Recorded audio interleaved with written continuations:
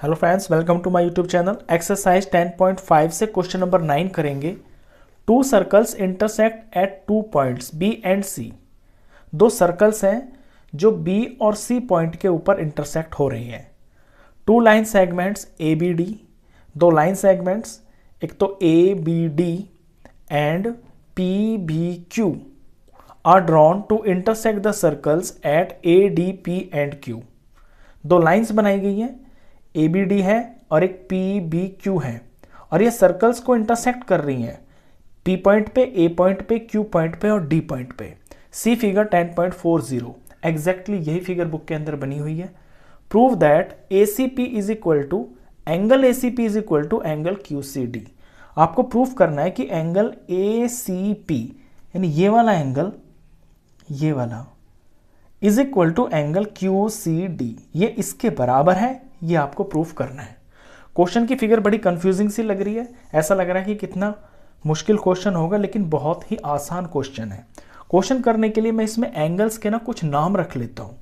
जैसे इस एंगल का नाम मैं 1 रख लेता हूँ, और इधर वाले का नाम मैं 2 रख लेता हूँ, और इसका नाम मैं 3 रख लेता हूँ, और इधर वाले का मैं नाम 4 रख लेता हूँ।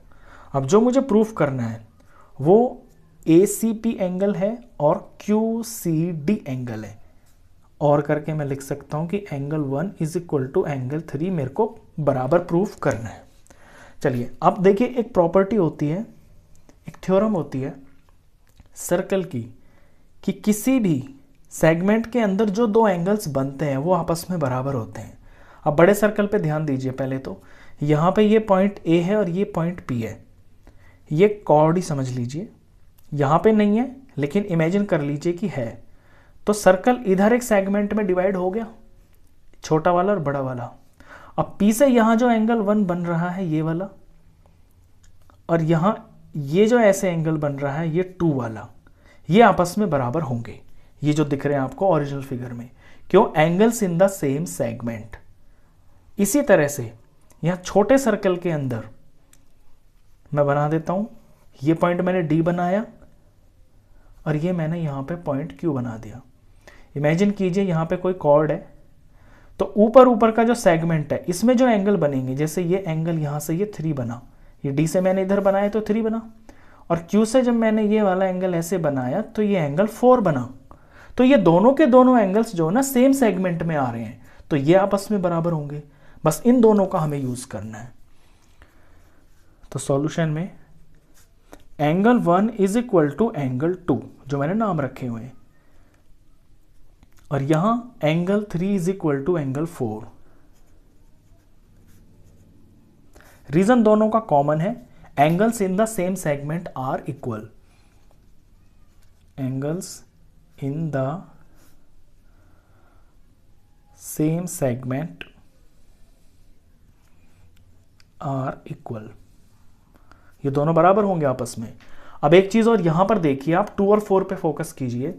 2 और 4 आपस में बराबर होंगे क्योंकि यहां बिल्कुल ऐसे x बन रहा है ये, और ये वाले जो एंगल्स बनते हैं ना, इन्हें हम वर्टिकली अपोजिट एंगल्स बोलते हैं, और ये हमेशा बराबर होते हैं।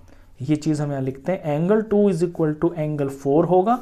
रीजन में लिखेंगे वर्टिकली अपोजिट एंगल्स। अब ये जो दोनों चीजें हैं, इन 3 चीजों को ले लीजिए। इसे मैं नंबर 1 रख लेता हूं। ये जो मैंने फर्स्ट में निकाला ये मेरा नंबर 1, ये मेरा नंबर 2, और इस रिजल्ट को मैं नंबर 3 रख लेता हूं। अब जब इन तीनों रिजल्ट्स को आप कंपेयर करेंगे ना, आप कंपेयर कैसे करेंगे? देखिए 1 और 3 आपस में बराबर है। यहां पे थर्ड वाले पे फोकस कीजिए कि 2 और 4 आपस में बराबर है।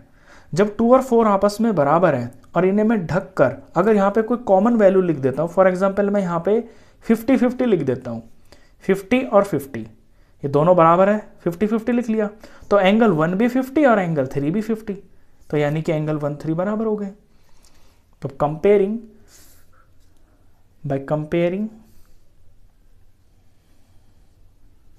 कंपेयरिंग कहें या फ्रॉम 1 to 3 भी लिख सकते हैं हम डायरेक्ट। फ्रॉम 1 to 3 लिख देते हैं, फ्रॉम 1, 2 एंड 3। हम इस रिजल्ट पे आ गए कि angle 1 is equal to angle 3। Reason क्या, मैंने अभी भी बताया आपको कि 2 और 4 आपस में बराबर है। 2 और 4 की कोई कॉमन वैल्यू समझ लीजिए, मान लो 50-50 है, तो ये 50 ये भी 50, तो 1 और 3 भी बराबर हो गए। तो from 1 and 2 angle 1 is equal to angle 3।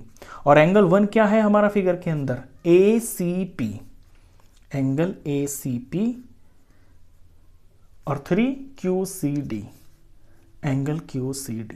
यही हमको इसके अंदर प्रूफ करना है। क्वेश्चन खत्म। तो इस वीडियो में बस इतना ही। नेक्स्ट क्वेश्चंस के लिए मिलते हैं फिर नेक्स्ट वीडियो में। तब तक के लिए गुड बाय।